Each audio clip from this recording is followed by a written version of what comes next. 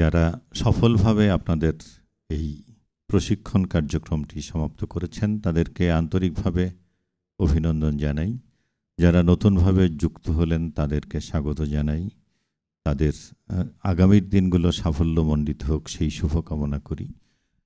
আমরা সংস্কৃতিকে বাদ দিয়ে আসলে আমাদের জীবন কোনোভাবেই সুন্দর পরিশীলিত হতে পারে না। এটি আপনি যত বেশি এই বিষয়ের গভীরে প্রবেশ করবেন তত বেশি অনুধাবন করবেন। আর আমাদের চারপাশে অগণিত শিল্প পড়ে আছে, তার মধ্যে যদি আপনি যদি ধরেন যে কোনটা সবচেয়ে গুরুত্বপূর্ণ, এটি কি গান, এটি কি অভিনয়, এটি কি ছবি আঁকা, এটি কি অন্য কিছু, তাহলে আমার মনে হয় যে সবচেয়ে জরুরি শিল্পটি যেটি সবচেয়ে বেশি প্রয়োজন আমাদের প্রতিদিন, সে হচ্ছে কথা বলা। এবং এই যে বাচিক শিল্প যেটা, সেটি হচ্ছে সবচেয়ে বেশি প্রয়োজন। আপনারা যারা আজকে এই পর্যায়ে অতিক্রম করে গেলেন, এর মানে বা সার্টিফিকেট পেলেন, তার মানে এই নয় যে আপনি এই অধ্যায়টিকে অতিক্রম করে পার করে সমাপ্ত করে গেলেন, বরং আপনি আসলে নতুন একটি অধ্যায়ে প্রবেশ করলেন।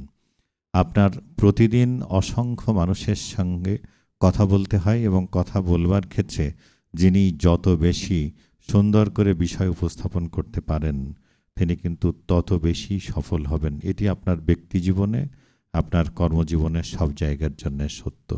সুতরাং আজকে যারা এখানে সার্টিফিকেট পাচ্ছেন, যারা ভর্তি হলেন, তাদের প্রত্যেকেই যে একদিন আমাদের হাসান মাহাদি তার মতো আবৃত্তি শিল্পী হবেন এমনটি হয়তো নয়, কিন্তু তা না হলেও কিচ্ছু আসে যায় না।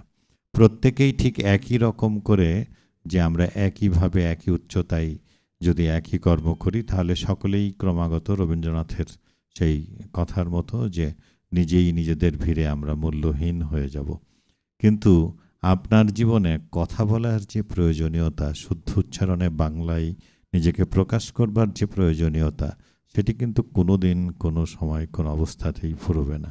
আপনি শুদ্ধ উচ্চারণে কথা বলতে শুরু করেছেন, আপনি কবিতার সাথে, গানের সাথে, আপনি সংস্কৃতির সাথে, আপনি যে কোনো জায়গায় কথা বলার সাথে যুক্ত হয়েছেন, এটি আপনাকে এক ধাপ সবসময় এগিয়ে রাখবে।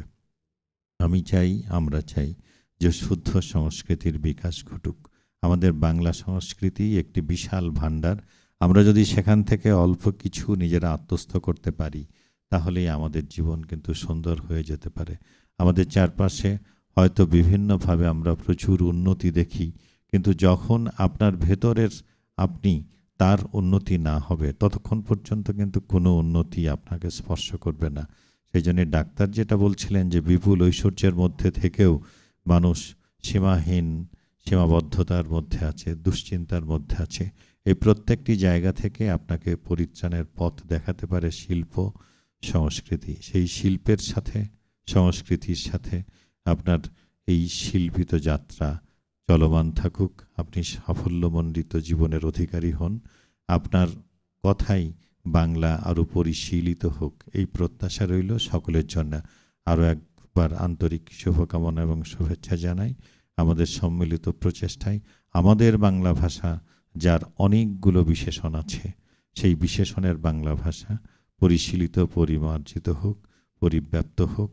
এবং আমরা চাই যে আমাদের এই চেষ্টাই, আমাদের এই প্রতিদিনের অধ্যবসায়ের ভেতর দিয়েই আমাদের বাংলাকে, আমাদের বাংলা মাকে আমরা যোগ্য স্থানে অধিষ্ঠিত করি। তো সবাইকে আরও একবার আন্তরিক ধন্যবাদ এবং কৃতজ্ঞতা জানাই। সবাই ভালো থাকবেন, সবার জন্য শুভকামনা। অনেক ধন্যবাদ।